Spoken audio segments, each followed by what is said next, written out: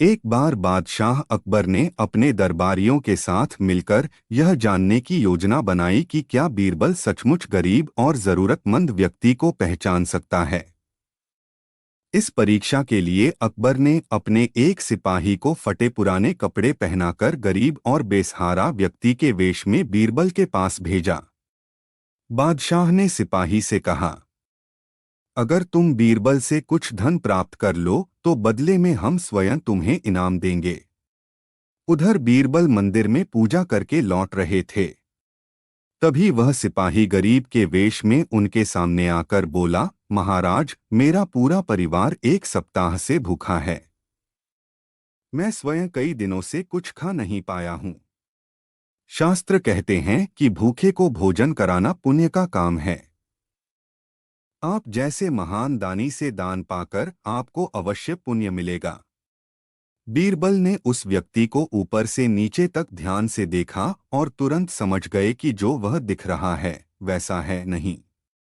बीरबल बिना कुछ कहे आगे बढ़ गए।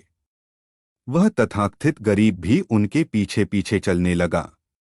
कुछ दूर जाकर बीरबल नदी के किनारे पहुंचे। नदी पार करने के लिए उन्होंने अपने जूते उतारकर हाथ में पकड़ लिए। उस व्यक्ति ने भी अपने फटे पुराने जूते उतार लिए।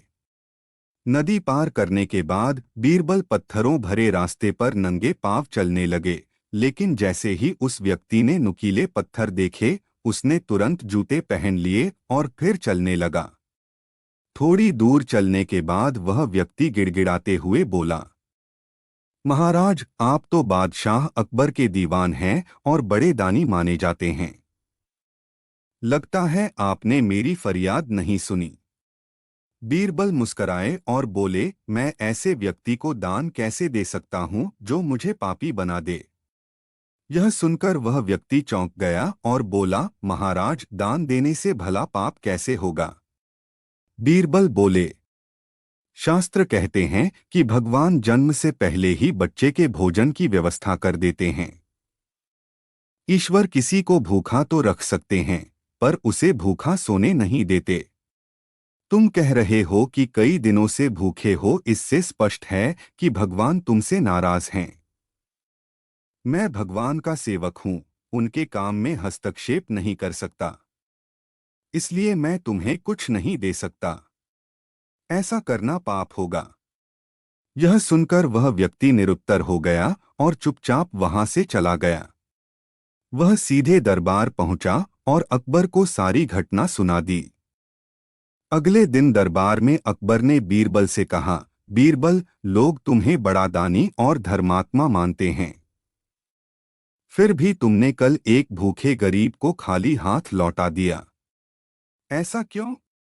बीरबल ने मुस्कुराकर कहा, जहांपनाह, मैंने किसी गरीब को नहीं बल्कि एक भेष बदले व्यक्ति को खाली हाथ लौटाया था। वह कोई और नहीं, आपका ही सिपाही था, जिसे आपने मेरी परीक्षा लेने भेजा था। यह सुनकर सभी दरबारी आश्चर्यचकित रह गए। अकबर ने पूछा, बीरबल, तुम्हें यह कैसे पता चला? बीरबल बोले, जहांपनाह, उसके पैरों से उसके पैर मुलायम थे। जैसे ही उसने पत्थरों वाले रास्ते पर जूते पहन लिए, मैं समझ गया कि वह नंगे पांव चलने का आदी नहीं है। सच्चा गरीब ऐसा नहीं करता। अकबर गर्व से बोले, बीरबल, मुझे तुम पर गर्व है। तुम्हें धोखा देना आसान नहीं। सीख, सच और झूठ में अंतर करने के लिए केवल सुनना नहीं, बल्कि बीरबल की तरह ध्यान से देखना और समझना भी जरूरी है।